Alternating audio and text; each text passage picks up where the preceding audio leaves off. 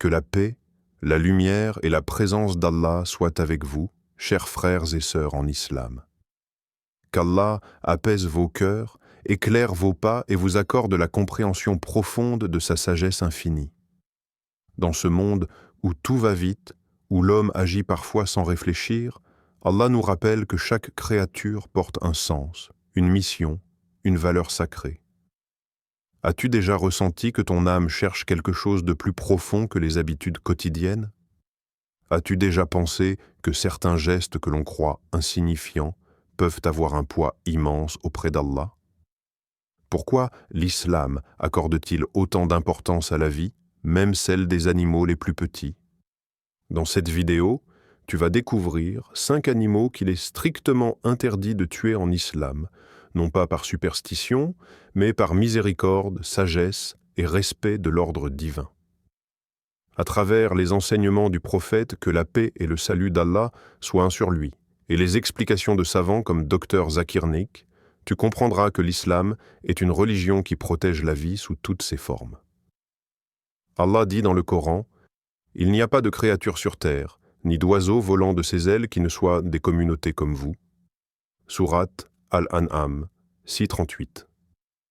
Si ce message touche ton cœur, abonne-toi à Paroles qui réveillent, aime, commente et partage cette lumière.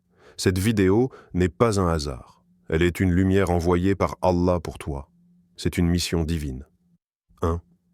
La fourmi, une créature protégée par la parole prophétique.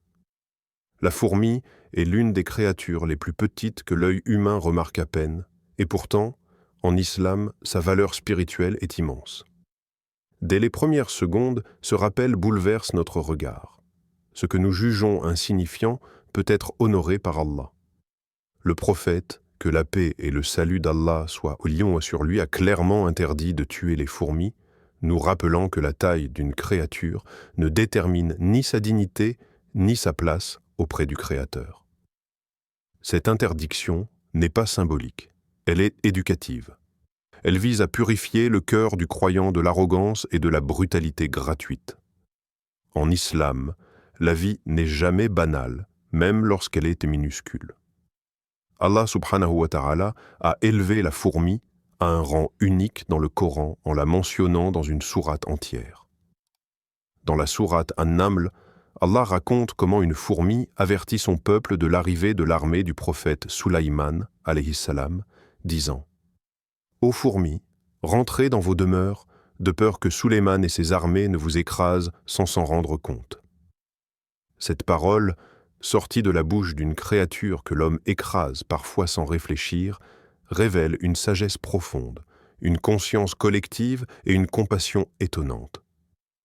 La fourmi pense à la survie de son peuple. Elle anticipe le danger et agit avec intelligence. Allah a voulu que cette scène soit éternellement récitée pour rappeler à l'humanité que la sagesse ne dépend ni de la force ni de la taille. Le prophète, que la paix et le salut d'Allah soient sur lui, nous a également enseigné que certaines créatures glorifient Allah continuellement. Même si nous ne comprenons pas leur langage, elles font dhikr à leur manière. Tuer une fourmi sans raison valable, c'est interrompre une créature qui est en adoration permanente. C'est agir avec négligence face à un être qui, lui, obéit parfaitement à Allah. Ce rappel touche directement le cœur du croyant.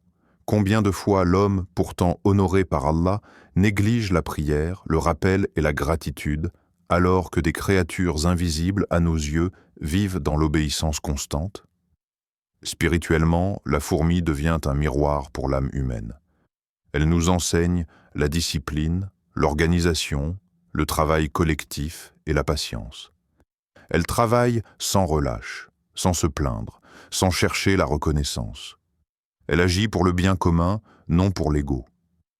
En observant la fourmi, le croyant comprend que la véritable grandeur réside dans l'utilité et l'obéissance, non dans l'apparence. L'islam ne se contente pas d'interdire un acte, il façonne une conscience.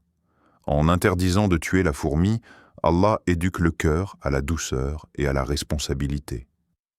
Ce rappel nous confronte aussi à une vérité troublante. L'homme peut devenir injuste lorsqu'il agit sans conscience.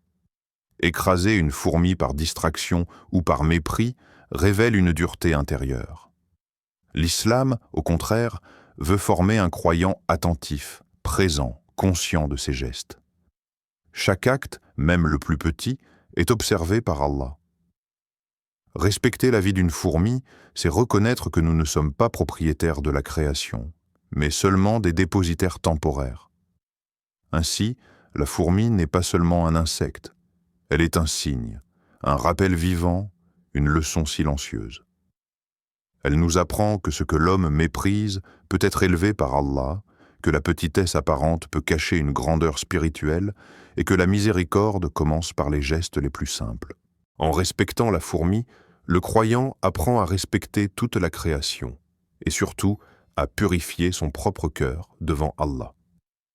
2. L'abeille, un signe direct de la révélation divine. L'abeille occupe une place unique et profondément spirituelle en islam, bien au-delà de ce que l'œil perçoit. Dès les premières secondes de cette réflexion, le cœur est interpellé. Comment une créature si petite peut-elle être honorée par une sourate entière du Coran?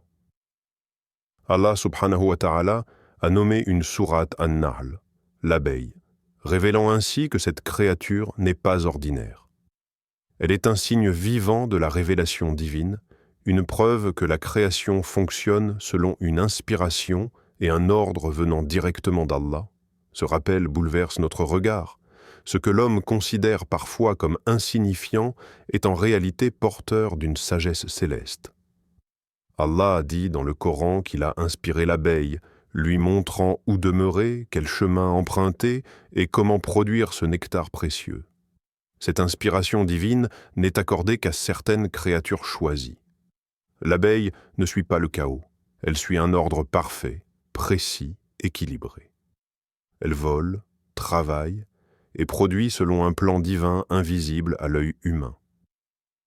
En contemplant l'abeille, le croyant comprend que l'obéissance à Allah n'est pas une contrainte, mais une harmonie.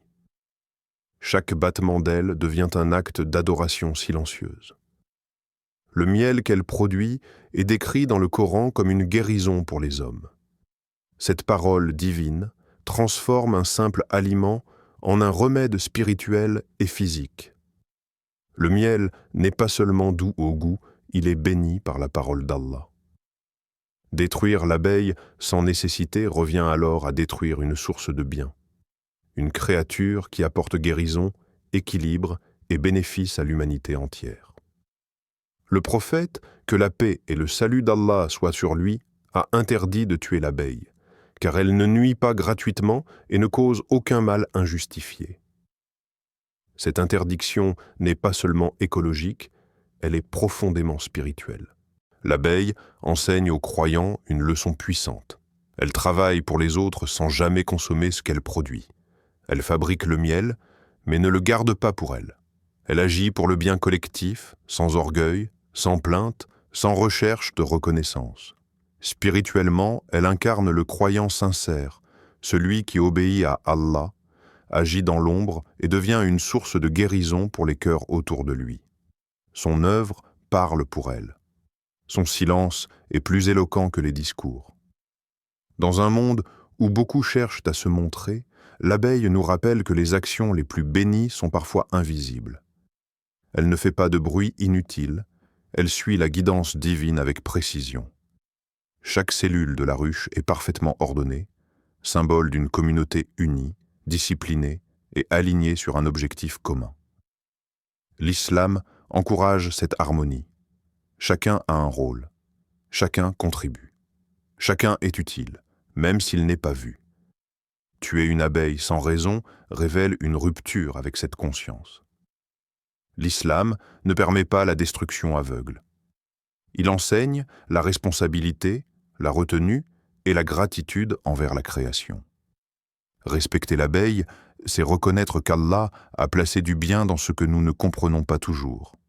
C'est aussi s'apprendre à regarder la nature comme un livre ouvert, rempli de signes pour ceux qui réfléchissent.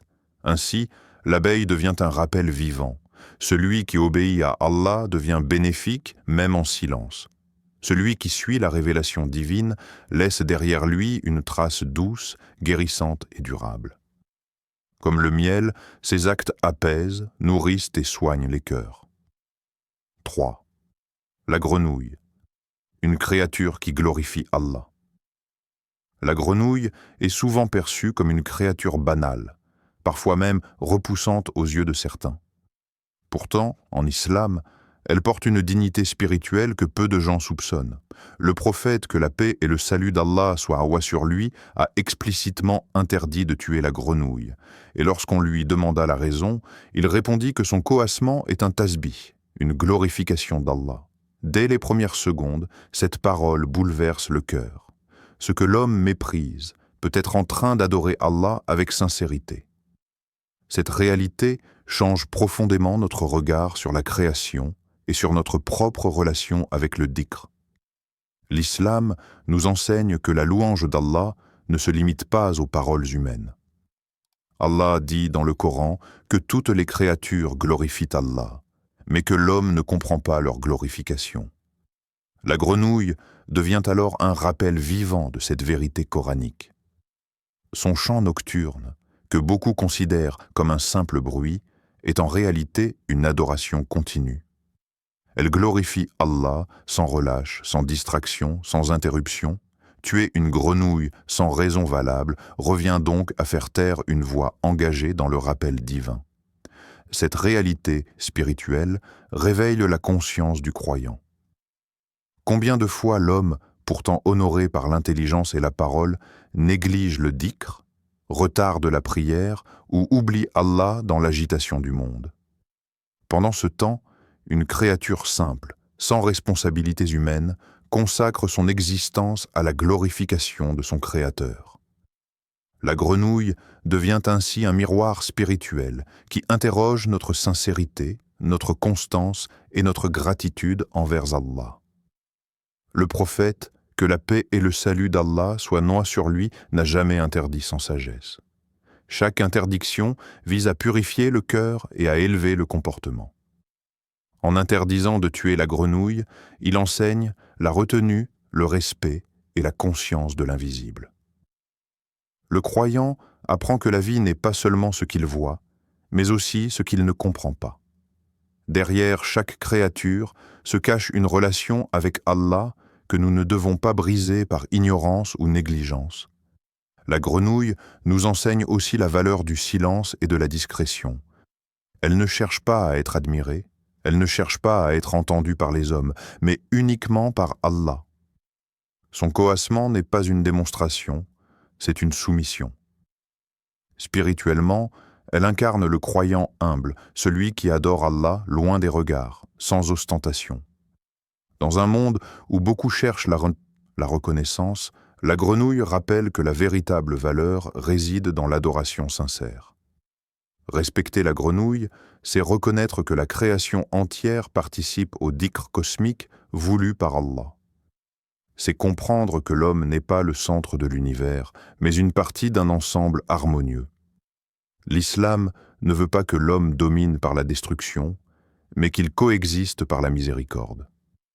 Chaque fois que le croyant choisit de ne pas nuire, il renforce sa foi et purifie son cœur. Ainsi, la grenouille devient un rappel puissant. Même dans les marais, même dans l'obscurité, même loin des regards humains, Allah est glorifié. Cette créature humble nous appelle à renouveler notre propre dhikr, à respecter la vie et à marcher sur terre avec douceur, conscient que chaque voix de la création loue son Seigneur. 4. Le huppe, Hudhud, l'oiseau porteur de vérité. Le huppe occupe une place singulière et profondément symbolique en islam. Ce n'est pas un oiseau ordinaire, mais une créature que le Coran a immortalisée dans l'histoire du prophète Sulayman, alayhi salam. Dès les premières secondes de ce rappel, une vérité s'impose au cœur. Allah peut faire porter la vérité par qui il veut, même par une créature ailée que l'homme pourrait mépriser. Le hupp n'était ni roi ni prophète. Pourtant, Allah l'a choisi comme messager d'une information capitale qui allait changer le destin d'un peuple entier. Dans le Coran, le Houp revient vers Sulayman avec une parole lourde de sens. Il annonce l'existence du peuple de Saba, dirigé par une reine puissante mais égarée dans l'adoration du soleil au lieu d'adorer Allah. Ce message n'était pas anodin. Il révélait une déviation spirituelle profonde et ouvrait la voie à ses Qa'ib à la guidance. Le Houpé n'a pas seulement observé, il a compris, analysé et transmis la vérité avec clarté. Cette scène nous enseigne que la vérité n'est pas réservée aux plus forts ni aux plus visibles, mais à ceux qu'Allah choisit pour porter sa lumière. Le prophète, que la paix et le salut d'Allah soient sur lui, a interdit de tuer le Houpé, et cette interdiction est chargée de sagesse. Le Houp est associé à la transmission de la vérité, à la lucidité et à la conscience spirituelle. Le tuer sans raison valable, c'est symboliquement faire taire une voie de vérité. L'islam protège ce qui est clair, ce qui guide, ce qui réveille les cœurs. À travers le Houpé, Allah enseigne aux croyants à respecter ceux qui apportent un rappel, même lorsqu'ils semblent faibles ou insignifiants aux yeux du monde. Spirituellement, le Hup représente celui qui voit ce que les autres ignorent. Il perçoit les déséquilibres, reconnaît l'injustice spirituelle et ose la nommer. Il n'a pas craint de revenir vers un prophète avec une information inattendue. Cette attitude inspire le croyant à ne pas rester aveugle face au faux, à ne pas se taire face à l'erreur et à chercher la vérité avec sincérité. Le Houpé nous rappelle que la foi véritable demande du discernement et du courage. Cette histoire révèle aussi une leçon d'humilité pour l'homme. Allah aurait pu envoyer un ange ou un prophète pour révéler cette information, mais il a choisi un oiseau. Cela montre que la sagesse d'Allah dépasse les hiérarchies humaines. Détruire une créature choisie par Allah pour accomplir une mission spécifique, c'est commettre une injustice envers l'ordre divin. L'islam ne tolère pas la destruction aveugle, surtout lorsqu'elle touche une créature honorée par la révélation. Le Hup symbolise également la responsabilité liée à la connaissance. Voir, comprendre et se taire est une trahison de la vérité. Le Hup n'a pas gardé l'information pour lui, il l'a transmise avec loyauté. Il devient ainsi un modèle silencieux pour le croyant. Celui qui sait doit éclairer, non dissimuler. Celui qui perçoit l'égarement doit appeler à la guidance avec sagesse. Ainsi, le Hup n'est pas seulement un oiseau mentionné dans le Coran. Il est un rappel vivant que la vérité peut venir d'où l'on ne l'attend pas, que chaque créature peut être porteuse d'un message et que respecter la création, c'est respecter les choix d'Allah. En protégeant le Houpé, l'islam protège la vérité, la sagesse et la lumière qui guident les cœurs vers Allah. 5. Le pic-bois, ou le martinet selon certains savants. Parmi les créatures dont le meurtre est interdit en islam selon plusieurs avis rapportés, figure le pic-bois et selon certains savants, le martinet. Ces oiseaux passeront souvent inaperçus, vivant loin de l'agitation humaine, perchés dans les arbres ou traversant le ciel avec légèreté. Pourtant, dès les premières secondes de cette réflexion, une vérité profonde s'impose au cœur. Ce qui est discret n'est pas insignifiant auprès d'Allah. L'islam ne protège pas uniquement ce qui est visible ou utile à court terme, mais aussi ce qui participe silencieusement à l'équilibre voulu par le Créateur. Le pic-bois, par son action répétée sur les troncs, contribue à la santé des forêts. Il se nourrit d'insectes nuisibles, régule certains déséquilibres naturels et participe à un ordre que l'homme ne maîtrise pas entièrement. Il ne tue pas par plaisir, il ne détruit pas par excès, il agit selon la fitra qu'Allah lui a donnée. Le martinet, quant à lui, traverse les cieux avec une précision étonnante, vivant presque entièrement en vol, sans nuire aux hommes ni à leur subsistance. Ces oiseaux rappellent que beaucoup de créatures servent la création sans jamais réclamer de place ni de reconnaissance. L'islam pose un principe fondamental. Il est interdit de tuer un animal qui ne représente pas un danger réel et qui ne cause pas de nuisances graves. Cette règle n'est pas seulement juridique, elle est spirituelle. Elle vise à former un cœur conscient, capable de distinguer la nécessité de la cruauté. Le croyant n'agit pas selon ses caprices, mais selon la justice voulue par Allah. Tuer sans raison valable, c'est transgresser une limite invisible mais sacrée. C'est oublier que la vie n'est pas une propriété humaine, mais un dépôt confié par Allah.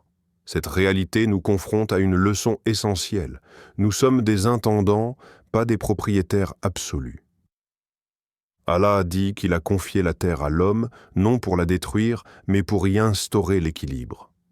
Respecter le pic-bois ou le martinet, c'est reconnaître que la création fonctionne selon une sagesse qui dépasse notre compréhension. L'homme peut croire qu'il domine, mais en réalité, il dépend de cet équilibre subtil maintenu par des créatures qu'il ne remarque même pas. Spirituellement, ces oiseaux incarnent la discrétion dans l'obéissance. Ils vivent sans excès, sans bruit inutile, sans corruption. Ils remplissent leur rôle sans s'en écarter. Cette attitude rappelle aux croyants que la valeur d'une vie ne se mesure pas à son impact visible, mais à sa conformité à l'ordre divin.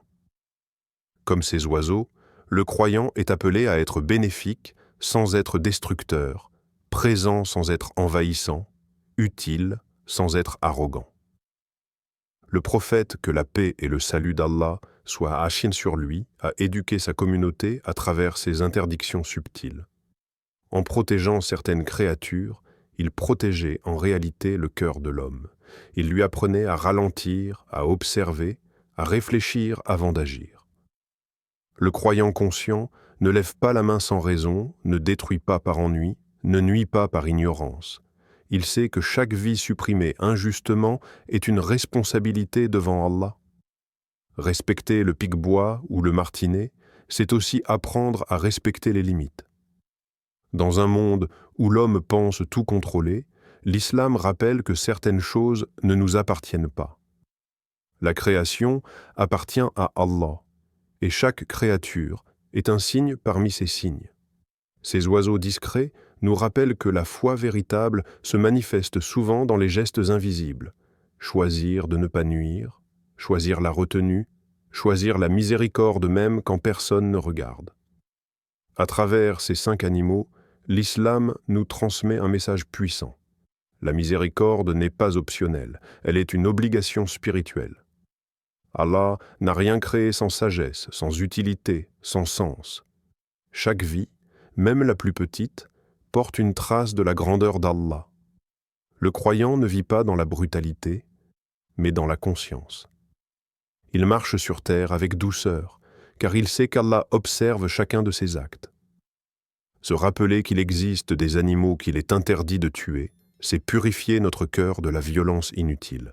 C'est apprendre à regarder la création avec respect, humilité et reconnaissance. Le prophète, que la paix et le salut d'Allah soient diennois sur lui, a dit « Allah est miséricordieux envers ceux qui sont miséricordieux. » Si cette parole a touché ton cœur, abonne-toi à Parole qui réveille, partage cette lumière autour de toi et sois un relais de cette sagesse. Merci d'avoir ouvert ton cœur à cette parole. Merci d'avoir pris ce moment pour te rapprocher d'Allah. Que la paix, la protection et la miséricorde d'Allah t'accompagnent dans chaque pas. Allah dit « Ma miséricorde embrasse toutes choses » Sourate Al-A'raf 7, 156. Que cette vidéo soit un rappel, une purification et une élévation pour ton âme. Amen.